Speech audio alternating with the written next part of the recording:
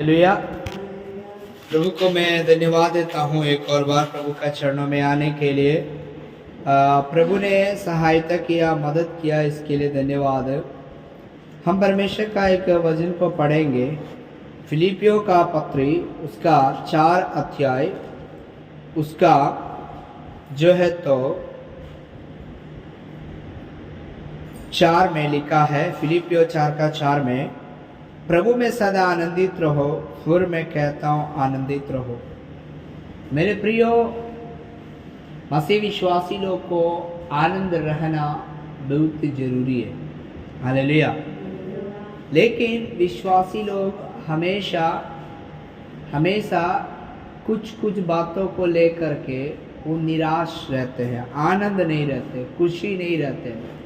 एक बात हम बताएंगे, आप और हमारा आनंद का कारण कभी भी पैसा को ना समझे, हमारा घर और हमारा दौलत को ना समझे, हमारा जीवन को ना समझे, बल्कि अगर हम प्रभु यीशु मसीह पे विश्वास है, इसी का वजह से हमारे जीवन में आनंद की एक बड़ी बात है। हालेलुया।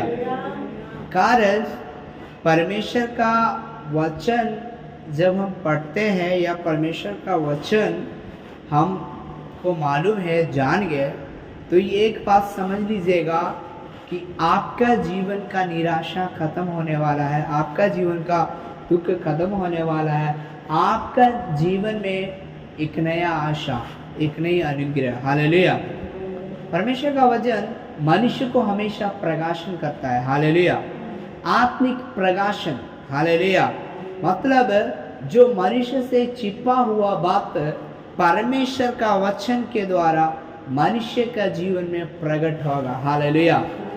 लोग आनंद मिलने के लिए लोग पार्टी एंजॉयमेंट करते हैं, लोग होटल में जाके खाना खाते हैं, लोग शराब पीते हैं, लोग घर में अच्छा खाना बनाते हैं, लोग बढ़िया कपड़ा पहनते हैं ताकि लोग देख करके हम भी खुश रहे, लोग भी खुश रहे। हालेलुया।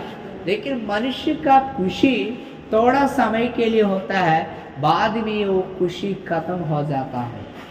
हालेलुया। वो खुशी क्या हो जाता है? खत्म हो जाते हैं। उसका जीवन में भी फिर खुशी मिलना बहुत मुश्किल है। फिर वो अलग उपाय ढूंढते हैं कि मैं खुश कैसे रहूं अपने आप में। ये प्रेरित पौलुस जेल के अंदर है। जेल के अंदर से एक कलीसिया को चिट्ठी लिखते हैं, आप प्रभु में आनंद रहो। भला सोचिए, एक व्यक्ति जेल में अंदर रह के कैसे बोल सकता है कि प्रभु में आनंदित रहो? आमीन। कारण पौलुस का शरीर जेल में है, लेकिन उसकी आत्मा जेल में नहीं है। हालेलुया। उसका मन उसका जेल में नहीं है, बल्कि उसका शरीर तो जेल में, लेकिन उसका पूरा आत्मा, उसका पूरा शरीर, उसका पूरा जीवन परमेश्वर के हाथ में। हालेलुया। इसलिए वो कारागृह का 4 दीवार उसका जीवन को निराशा में नहीं डाला। आज हमारा जीवन में कि बीमारी आएगा तो हम जल्दी निराश हो जाते हैं। शायद हमारा बाल बच्चा का जीवन में कुछ परेशानी आएगा, जल्दी निराश हो जाते हैं। शायद कुछ कमी घटी आएगा, हम निराश हो जाते हैं। लेकिन हमें निराश होने की जरूरत नहीं है, उदास होने की जरूरत नहीं है, बल्कि हम प्रभु में आनंद रह सकते हैं। हालेलुया। और ये आनंद तभी हमको मिलेगा जब हम परमेश्वर की वचन में बने रहेंगे। हालेलुया। हालेलुया। हालेलुया। हालेलुया। क्योंकि प्रार्थना और वचन से हमारे जो शरीर की क्रिया है उसे खत्म कर देता है। जैसे क्रोध करना, जैसे और डाह करना, जैसे घमंड करना, जैसे जलन करना, जैसे ईर्ष्या करना, हमारे अंदर से ये बात को क्या करते हैं? वचन के द्वारा पवित्र आत्मा निकाल देते हैं। हालेलुया। आमीन। जैसे एक कुम्हार का हाथ में मिट्टी रहता है, तो वो मिट्टी को जो चाक पर डालता है, तो क्या मिट्टी के अंदर जो पत्थर रहेगा उसके वो पत्थर रहने देगा क्या? नहीं। मिट्टी को पत्थर वत्थर जब निकाल देगा और उसको चाक पर डालेगा तब एक अच्छा बर्तन बन जाएगा। उसी प्रकार जब एक प्रभु का जन, एक विश्वासी अपना जीवन को परमेश्वर के हाथों में सौंपता है, वो चाहे कोई भी परिस्थिति में हो, कोई भी समस्या में हो, कितना भी बड़ा दुख हो, उसका जीवन में आनंद का कमी नहीं होगा। उसका जीवन में आनंद का कमी क्या होगा? नहीं होगा। हालेलुया, ये खासियत है। इसलिए बाइबल कहती है, उसके आगे वचन कहता है कि तुम्हारी कोमलता सब मनुष्य पर प्रकट हो, प्रभु निकट है। प्रभु क्या है? निकट है। हालेलुया। देखो, हमारा जीवन में समस्या पड़ेगा तो मेरा मम्मी पापा इधर नहीं है, आमीन। कुछ विश्वासी प्रार्थना के लिए इधर आया, लेकिन बाकी विश्वासी लोग किधर है? अपना घर पर होगा। हमें कोई मदद करने के लिए नहीं होगा। समस्या आएगा तो, परेशानी आएगा तो, लेकिन वो समय कौन आएगा? प्रभु परमेश्वर आएगा। हालेलुया। मैं जब पिछले दिनों में गाड़ी चला के जब जा रहा था और जब मेरा एक्सीडेंट हो गया तो वहां पे मेरे साथ क्या है? कोई नहीं है, लेकिन मेरे साथ कौन है? परमेश्वर है। तो एक बात समझना है, हमारे साथ हमेशा रहने वाला एक परमेश्वर है। हालेलुया। मेरा जैसा एक्सीडेंट हुआ था, अभी तक मैं बेड पर होना चाहिए था, कारण हाथ पैर सब टूट जाता, मुंह सब टूट जाता, लेकिन मेरे को कुछ नहीं हुआ। हालेलुया। कारण मेरा सुरक्षा प्रभु के पास है। हालेलुया। मेरा सुरक्षा किसका हाथ में है? प्रभु का हाथ में। क्यों? प्रभु ने बोला, जो कोई अपना जीवन को, जो कोई अपना मन को, जो कोई अपना हृदय को मेरे हाथ में देगा, मैं उसी का जीवन को सुरक्षा करूंगा। हालेलुया। हालेलुया। तो मेरा कहना है, मेरा बोलने का मतलब यही है मेरे प्रियो, आपका और हमारा जीवन क्या होना चाहिए? परमेश्वर का हाथ में सौंपिए। किसका हाथ में सौंपिए? क्योंकि प्रभु निकट है, प्रभु आपके साथ हमेशा है। और आपकी कोमलता का मतलब यही है, आपका स्वभाव, आपका विचार, आपका चाल चलन प्रभु के हाथों में सौंपना है। हालेलुया। प्रतिदिन जांच करके परखना है। उसका 6 में लिखा है, किसी भी बात की चिंता क्या करो? मत करो। लेकिन हम मनुष्य है, चिंता तो आ जाता है, पति के प्रति, पत्नी के प्रति, घर के प्रति, खाना के प्रति। देखिए, यीशु मसीह क्या बोला? पहले तुम मेरा धर्म और राज की खोज करो, तब सब वस्तुएं तुम्हें क्या हो जाएगा? मिल जाएगा। अक्सर हम चंगाई का पीछे ना जाए, अक्सर हम कुछ दुनिया का मटेरियल के पीछे ना जाए, बल्कि हम प्रभु पे विश्वास करें। हालेलुया। हालेलुया। हालेलुया।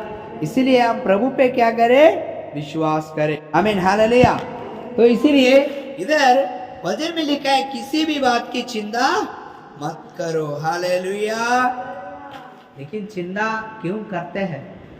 चिंता किसको करना है? जिसके आगे पीछे कोई नहीं है। जिसका कोई आगे पीछे कोई है क्या?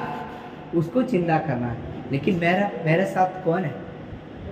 मेरे साथ कौन है? मेरे पास कौन है? मेरा परमेश्वर है, मेरा प्रभु है, चंगा करने वाला, छुटकारा करने वाला, शांति देने वाला। और लिखा है, परंतु हर एक बात में निवेदन प्रार्थना। बाइबल कहता है, चिंता करके हमारा आयु नहीं बढ़ाएगा। हमारा एक बाल को भी क्या कर सकता है? सफेद या काला नहीं कर सकता है। इसलिए बाइबल बोल रहे हैं, क्या बता रहे हैं कि परंतु हर एक बात में निवेदन प्रार्थना होना चाहिए। क्या होना चाहिए? प्रार्थना। हालेलुया। आपको क्या दिक्कत है? आप प्रार्थना करिए। आपको क्या दिक्कत नहीं है तो भी प्रार्थना करिए, कारण प्रार्थना के द्वारा आपका परिवार को संभाल सकता है, सुरक्षा प्रदान कर सकता है। बाइबल में इतिहास का किताब में लिखा है, राजा यहोशापात का समय क्या हो गया? जो है तो 3 देश का लोग, अरामिक, पलिस्तीन, मोआबी, 3 देश का लोग युद्ध करने के लिए इस्राएलियों के पास आ रहा है। 1,85,000 क्या है, सेना है उनके पास, लेकिन इस्राएलियों के पास सेना नहीं है। इस्राएलियों के पास युद्ध करने के लिए उतना लोग नहीं है। ये लोग क्या किया, परमेश्वर से बैठ के प्रार्थना किया, प्रभु अभी जो सेना आ रहा है, विरोधी आ रहा है, मेरा देश के ऊपर चढ़ाई करेगा, मेरा देश को नाश कर देगा, मेरा औरत लोग के साथ गलत काम करेगा, बच्चे को मार डालेगा, घर को लूट लेगा, नगर को फूंक देगा, हमारा हालात क्या होगा, मेरा बच्चा गुलाम बन जाएगा। हमारा फिर तो क्या करेंगे, नहीं हम मुकाबला करेंगे, नहीं हम लड़ेंगे, मर जाएंगे लेकिन लड़ेंगे। लेकिन इस्राएली लोग ऐसा नहीं किया। इस्राएली लोग बोला हमको जीतना है उसके ऊपर, लेकिन हमारे पास शारीरिक हथियार नहीं है। आज बहुत सारे लोग है ना, बीमारी आते हैं लेकिन उनके पास पैसा नहीं है इलाज कराने के लिए, क्या कैसे चंगाई पाएगा। बहुत लोग को कर्जा है, छुटकारा नहीं पा रहे। बहुत लोग को नाना प्रकार का जीवन में जरूरत है लेकिन पूरा नहीं हो पा रहे। कमाएगा तो भी बहुत मुश्किल है, जीवन रगड़ देगा फिर भी कुछ होने वाला नहीं है। ऐसा ही घटना जोसेफात के साथ हुआ। अब तो हम क्या करेंगे, लेकिन उनको जीतना है, इसलिए वो क्या किया, सभी लोग मिलकर के उपवास किया, प्रार्थना किया। कितना दिन, 3 दिन उपवास और प्रार्थना। ये उपवास प्रार्थना का बीच में पवित्र आत्मा बोल दिया, ये युद्ध तुम्हारा नहीं, ये युद्ध क्या है, मेरा है। इसलिए प्रेरित पौलुस बोल रहे हैं, आप चिंता मत करो, आप कभी भी मत सोचना मैं कुछ करूंगा, मेरे द्वारा कुछ करके दिखाऊंगा, मैं कुछ हासिल कर लूंगा। आज दुनिया में देखिए लोग तंत्र मंत्र, जादू टोना, बहुत दिमाग लगाते हैं, बहुत कुछ करने के लिए कोशिश करता है, अंत में लोग हार जाते हैं। अंत में क्या हो जाते हैं, हार जाते हैं, अंत में वो थक जाते हैं, अंत में वो फिर उनका जीवन खत्म हो जाता है। फिर उनके अंदर एक ऐसा विश्वास होता है, अब हमारे पास कोई नहीं है। लेकिन जब हम प्रभु का वचन सुनते हैं, जब हम परमेश्वर की वचन की ओर आते हैं, जब परमेश्वर का वचन हम पढ़ते हैं, तो परमेश्वर का वचन कहता है तुम चिंता मत करो। हालेलुया। पौलुस बंदीगृह से बोलते हैं, मैं चिंता नहीं करता हूँ, कारण मेरा प्रार्थना को सुनने वाला मेरा परमेश्वर जिंदा है। मेरा प्रार्थना को सुनने वाला परमेश्वर जिंदा है। मेरा परिस्थितियों में बदलाव देने वाला परमेश्वर है। मेरे लिए आश्चर्य कार्य करने वाला परमेश्वर है। मेरे लिए नया रास्ता खोलने वाला परमेश्वर है। इसलिए आगे क्या लिखा है, प्रार्थना और विनती के द्वारा धन्यवाद के साथ परमेश्वर के सन्मुख में उपस्थित किए जाओ। चाहे कुछ भी हो जाए, चाहे कुछ भी हो जाए, मेरा गुत्तिया, मेरा नैया, मेरा परिवार, मेरा समाज छोड़ेगा, मेरा परमेश्वर नहीं छोड़ेगा। इसलिए देखो, हम लोग सेवकाई गांव में जाके करता है, इसलिए नहीं करता है, हमको इधर कोई जानने वाला नहीं है। हमारा परमेश्वर है सबसे बड़ा मालिक, दुनिया का सृष्टिकर्ता परमेश्वर हमारे साथ है। वो परमेश्वर इधर हमको बोल रहे कि उसकी उपस्थिति में आओ। दाऊद का जब भजन पढ़ेंगे तो कहता है, आओ हम यहोवा के भवन में आनंद से गाएं चले। क्यों? क्योंकि वहां जाने से हमारे जीवन में शांति मिलता है, हमें छंगाई मिलता है, हमें छुटकारा मिलता है। इसलिए आगे और लिखा है कि तब परमेश्वर की शांति जो सारी समझ से परे है तुम्हारे हृदय और विचारों में मसीह यीशु में सुरक्षित रखेगी। Hallelujah, hallelujah, praise the Lord, आमीन, हालेलुया। जब आप प्रार्थना और वचन पढ़ेंगे, जब उपवास करेंगे, प्रभु के ऊपर भरोसा करेंगे, तब जो आपके बारे में नष्ट का विचार सोचा था, अरे इसको तो नाश हो जाना चाहिए था, अरे ये तो खत्म हो जाता, लेकिन अभी ये कैसे जिंदा है, अभी इसका परिवार कैसे बढ़िया से चल रहा है, ये भी कैसे बढ़िया से खा रहा है, इतना आनंद कैसे रहता है। क्यों? दुनिया का समझ का जैसा हमारा मन में प्रभु शांति नहीं देता है, बल्कि परमेश्वर अपना समझ से शांति देता है। हालेलुया, हमारा देश का प्रधानमंत्री के पास जाएंगे तो वो आपके जैसा आशीष देंगे, आपके जैसा कुछ तोहफा देंगे। वो अपना जैसा तोहफा देगा तो छोटा मोटा तोहफा देगा जी, बड़ा बड़ा तोहफा। तो सोचो, वो तो राजाओं का राजा, प्रभुओं का प्रभु है, वो कितना आशीष हमको देना चाहता है। हालेलुया। इसलिए प्रार्थना करना, प्रभु मेरे जैसा शांति नहीं, आपका जैसा शांति दीजिए, आप अपना जैसा सामर्थ्य मेरे ऊपर उंडेलिए, आपका अनुग्रह का जैसा मेरा ऊपर अनुग्रह दीजिए। वो अनुग्रह के द्वारा हमें प्रभु खड़ा करेगा। तब आपको और हमको समझ में आएगा, बाप रे मैं तो इतना नहीं सोचा था, लेकिन इतना मेरे को कैसे आगे बढ़ा है, मैं इतना आगे कैसे चले जा रहा है, इसका पीछे किसका हाथ है, ये किसका हाथ है, किसका हाथ है। भजन में लिखा है, प्रभु जिसके पक्ष में उसका विरोधी कोई नहीं होगा। Hallelujah, hallelujah, hallelujah. हम प्रभु को धन्यवाद देंगे। हालेलुया। इसलिए हम लोग क्या करना, धन्यवाद बोल के प्रार्थना करना। कई लोग क्या है ना, धन्यवाद नहीं बोलेगा। क्या धन्यवाद नहीं बोलेगा? एक अच्छा कपड़ा दिया तो भी प्रभु को क्या बोलना, धन्यवाद। आप मिर्ची बात पानी खा रहे हैं, धन्यवाद बोलिए। आमीन। आप धन्यवाद बोलना शुरू करेगा, आपके लिए प्रभु रास्ता खोलेगा। हालेलुया। आपका घर में चारपाई नहीं है, धन्यवाद बोलिए। आपको एक घर नहीं है, धन्यवाद बोलिए। आपका जीवन में समस्या है, धन्यवाद बोलिए। धन्यवाद बोल के बोल के बोल के बोल के बोल के आपका जीवन में प्रभु बड़ा काम करे। परमेश्वर का वचन में लिखा है, परमेश्वर धन्यवाद का भेंट चाहता है। किसका भेंट चाहता है? कई विश्वासी लोग में संडे में देखता है, सोचता है कलीसिया में जा रहा है, 10 रुपया 20 रुपया 50 रुपया डाल देगा तो प्रभु मेरा भेंट को क्या कर लेगा।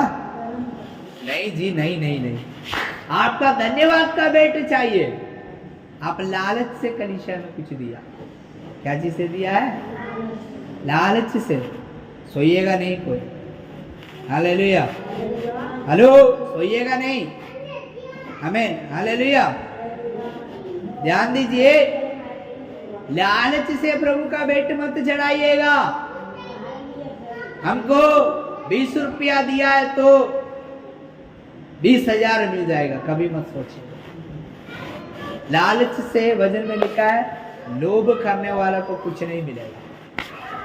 लोभ करने वाला को, लोभ करने वाला को। लेकिन जब आप प्रभु को धन्यवाद बोलेगा तो आपके अंदर से लोभ भी हटा देगा, आपके जीवन को आशीष करेगा, आपके जीवन को अनुग्रह करेगा। आपको पता है एक मनुष्य के अंदर का बुराई स्वभाव कैसे हटता है? मनुष्य कभी हट पाता है क्या? लेकिन जब प्रभु का हाथ में देगा, जब प्रभु का हाथ में सौंपेगा, बुराई दूर हो जाएगा। जब बुराई दूर होगा, साथ ही साथ आशीष आना शुरू हो जाएगा। बीमारी दूर होगा, कर्जा दूर होगा, कष्ट दूर। कई बार हमारे घर का आर्थिक दिक्कत का कारण क्या है ना, हमारे अंदर कई प्रकार का विरोध, कई प्रकार का डर, कई प्रकार का समस्या, कई प्रकार का गलत स्वभाव का वजह से हमारे घर का आशीष रुका हुआ है। घर का आशीष क्या है? रुका हुआ है। अब आशीष खोलना है तो, हमारा घर पे छंगाई होना है तो, हमारा घर पे प्रभु का अनुग्रह होना है तो आनंद से धन्यवाद बोल के प्रार्थना करना विश्वास है। तब हमारे लिए प्रभु क्या करेगा? बड़ा बड़ा रास्ता खोलेगा। आमीन। हालेलुया। तो परमेश्वर ये वचन के द्वारा हम सबको आशीष देगा। कैसे आशीष देगा? जब हम प्रभु के सामने अपने आप को समर्पण करेंगे। क्या आप समर्पण करने के लिए तैयार है? क्या आप प्रभु के सामने प्रार्थना करने के लिए तैयार है? क्या परमेश्वर के सामने धन्यवाद बोलने के लिए तैयार है? तब कभी कभी आप बोलते हैं ना, ओ बाप रे मेरे जीवन में क्या परमेश्वर कब आशीष देगा। देखिए, आपके जीवन में आशीष तभी मिलेगा जब आप अपने जीवन को परमेश्वर के हाथ में सौंपेंगे, जब आप अपने हृदय को प्रभु को खोल देंगे, आप अपना समय प्रभु के सामने देंगे। अभी देखिए आप लोग इधर बैठ के प्रार्थना कर रहे हैं ना, वो खाली नहीं जाएगा, वो परमेश्वर आशीष में बदलेगा। Hallelujah, hallelujah. इसलिए एक भी समय प्रभु क्या करेगा, खाली जाने